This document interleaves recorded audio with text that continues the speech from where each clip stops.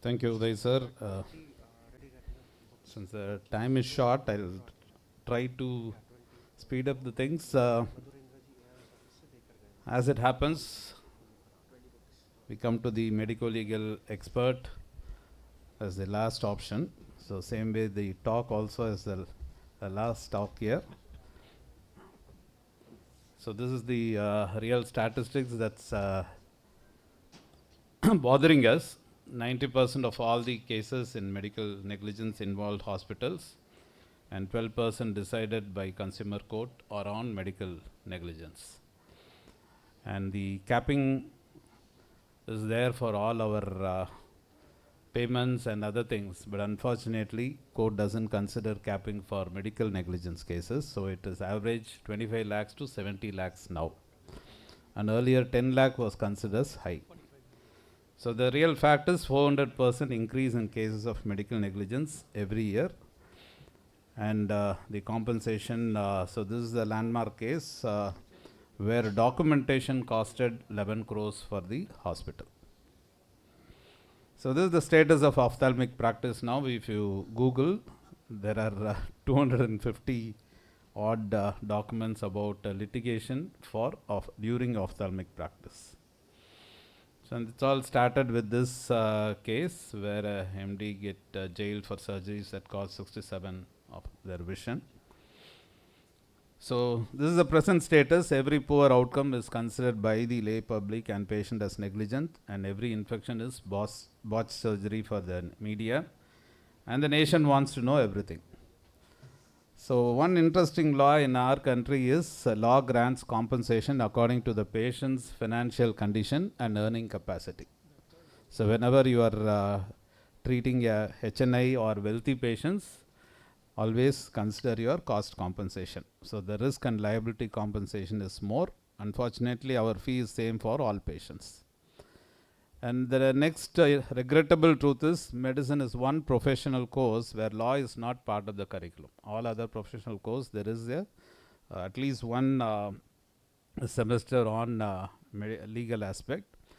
And another fact is, if there is one event, something wrong or suspected negligence, a doctor can be sued simultaneously in 6 or 7 forums. This is a long list of forums, starting from medical council, the state council, criminal court, civil, consumer, human rights, and of course now the Clinical Establishment Act, where the hospital can be sealed. It has happened, so we are all fighting this battle. And what are the challenges unique to Opthal? One is outreach services, where clusters can happen, and daycare surgery. So the follow-up issues are always there. There's no one to take care of the emergency issues. Complexity of payment, paid services, free services, now charity units, and charity done for the insurance companies. So we are all doing that. And queries, documentation, and advertisement, over promise and under delivered. Recently one lawyer came with the advertisement of the hospital promising 100% guarantee, and the patient is not happy with the vision, so that's why he has come to the court. So before going to that, we need to understand certain basic terminologies. Negligence, doing something that one is not supposed to do, or failing to do something that is supposed to do. Commission and omission is considered as professional negligence. And vicarious liability, so like doctors, if you are running a hospital, if the employees make any mistake, the owners or the leaders are responsible. So there's a principle of respondent superior, and this is one thing that has helped us mediate many cases, contributory negligence by the patient and the team. So if you can write something in the note that patient does not apply drops or not taken care or come for follow-up, that is the most important defense in case of negligence.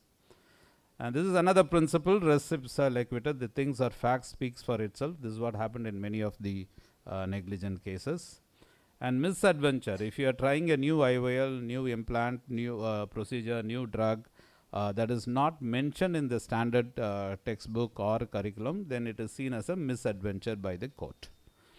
And condition to be satisfied proving liability are these 4 D's: duty, dereliction of duty, direct causation, and damage. So what really happened to the patient. So the second aspect, I will not go into the details. All the previous speakers has covered it better. And so only people who do not get endophthalmitis are those who do not operate. I'm sure if you are operating, you can get endophthalmitis. And these are the data. Intravitreal injections and endoph is a common cause of allegation in the medical negligence cases. High number of cases and very high award. And coming behind is the toxic TAS. And see, these are the CPA cases. Single case negligence has to be proved by the patient and the team. And in cluster infections, you have to find ways to defend yourself. And these are some of the landmark cases where doctor is not liable, but hospital is liable for sterilization failure because it's a vicarious liability on the part of the staff. And this is one case, Teg Bahadur Hospital. Post-op end-off is a known rare complication. So no negligence proved by patients and the case was discussed. So not every case goes this way. So present scenario is clusters do happen everywhere, not only for camp setting, but many are not reported, not notified. So how what to do? And very often most of our doctors get jittery. So how to save yourself? So these are the answers we need to find out. I will not go into the details, but main thing is liability arises from two reasons. One, delay in diagnosis. So we need to do essential diagnostic tests if we suspect endophthalmitis. And so we need to have a high index of suspicion, especially in these cases, penetrating injuries, comorbid conditions, and if there is a PCR or a delayed surgery or multiple surgeries. So to avoid delay in presentation, we need to tell the patient in the discharge itself, language, in the same language he speaks, pictorial signage, and state the symptoms that warrant contact tube, like blurred vision, red eye, severe pain, or photophobia. So a structured discharge summary can really help. And also we need to train our staff to understand what are the risk factors and what are the signs that they should escalate to us, and have a system in place for emergency and midnight calls. Most of our hospitals are daycare centers, so we need to have a system in place. And investigate all cases thoroughly, report. I will not go into the details, and this is very, very important. Refer to or call your retina specialist immediately. And so the fourth aspect is there are 4 preventive steps, 4 levels.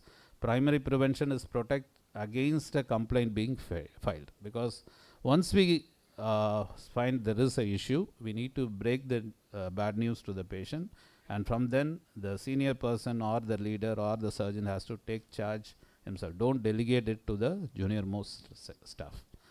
And second level is protecting the doctor from being held negligent. Tertiary level is direct financial consequences, indemnity and insurance policies. And community level, we need to develop certain rapport and work with the professional associations. So these are the potential areas of vigilance and safeguarding, which Dr. Moria has already highlighted. I will not go into the details, but the consent is very, very important. Please try to get the consent in the language the patient understands and speak. And these are resources which are readily available in AIOS and many of the state societies. This is the most important aspect if you are going to deal with a medico-legal case, breaking the news. So use simple lay language, stay with the patient, make sure patient have emergency access to the medical team, and also we need to handle the breaking bad news properly with good communication. And of course, good documentation really helps. Poor documentation helps the patient's lawyer. So these are some of the court judgments related to endophthalmitis. If you are doing any investigation, please safeguard themselves. The findings must also be recorded in the case record, and record the previous treatment treatment taken elsewhere also. And also, if you are taking second opinion, ensure second opinion in complicated cases is duly recorded. And if patient doesn't comply with your advice and goes to another place, please write that in the document also. So never take over and above your capacity, avoid over promising, and if it's not your specialty, if you are only a cataract surgeon, please refer to a friendly retina surgeon. And report all infections. This is very important. I think Ramesh has already highlighted about the adverse registry. So now this is the most important aspect. This is the frequent calls we get. Invariably the calls come after 9 p.m. So how to defend if you receive a notice? So don't be frightened, stay calm, avoid anger, take some rest after you see the notice, review and understand the complaint. What exactly is the complaint from the patient and the lawyer?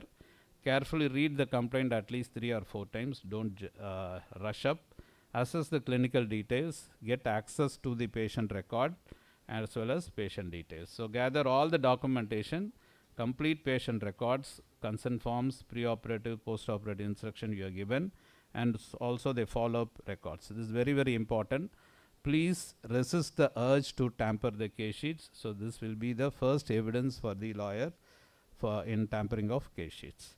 And also get the patient communication record. So prepare a written response yourself on the first time. Then you can seek the expertise of a lawyer and respond within the specified time frame. The first time reply can be very simple, that we acknowledge your receipt of notice or the lawyer's notice. We will respond within 30 days. You need to have a structured format, organize your responses with clear sections, never rely only on the lawyer's response. So you have to ensure you see the response and correct each and every word of that response. And maintain a respectful and factual tone. Avoid any language that could imply guilt or defensiveness. Never feel or never say sorry in your reply. And adherence to standard protocols, you need to emphasize that. Highlight that standard of care was followed in that patient. Mention the complication risk as mentioned in the standard textbooks. And also you can get an independent expert opinion and attach the expert opinion supporting your case. Ensure you follow the national guidelines and also refer to those guidelines. The most important thing is take indemnity cover. So there are a lot of options now available. AIOS cover is there. And if you are in a other professional association, there are many legal schemes now. Take the help of professional peers in association. Have a good rapport with local colleagues. Most of the cases is started in another doctor's clinics. So ensure that you don't badmouth your colleagues. So reach out to IMA or AIOS crisis committee, and also maintain a good rapport, brand and public relations. So all these are efforts during the preparation of this second editions. So this is coming up. So ensure you even if you don't go for accreditation, please ensure you follow the standards listed in this guidelines. So the best way to deal with medico-legal problem is to prevent it. And healthcare is an art as well as science. So we are good at the science aspect, but need fine-tuning in the art component. Hope we don't end up in this battle. The best battle is the battle that is never fought. The best war is the war that is won without a battle. Thank you all, and thank you for the opportunity.